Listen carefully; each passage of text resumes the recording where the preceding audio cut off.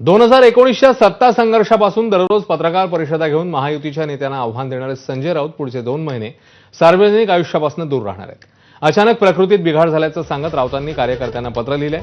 वैद्यकीय सल्ल्यानुसार बाहेर जाणं आणि गर्दीत मिसळणं यावर निर्बंध घालण्यात आल्याचं राऊतांनी आपल्या पत्रात म्हटलंय. त्यामुळे सत्ताधाऱ्यांना दररोज सकाळी प्रतिक्रिया देण्याच्या कामाला लावणारे संजय राऊत आता अल्पविश्रांतीवर गेले आहेत.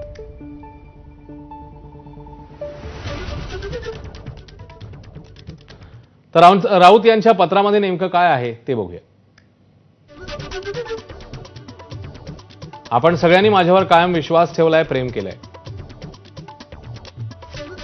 पण सध्या अचानक माझ्या प्रकृतीत काही गंभीर स्वरूपाचे बिघाड झाल्याचं समोर आलंय. उपचार सुरू आहेत, मी यातून लवकरच बाहेर पडेन.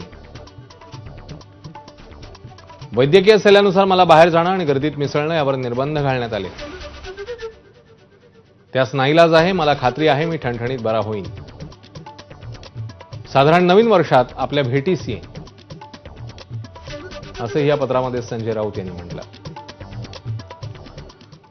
दरम्यान पंतप्रधान मोदींनी संजय राऊत यांना लवकर बरं होण्यासाठी शुभेच्छा दिल्या. संजयजी लवकर बरे व्हा असं मोदींनी आपल्या एक्स पोस्टमध्ये म्हटलंय. तर राऊतांनीही एक्स पोस्ट करत पंतप्रधानांचे आभार मानले.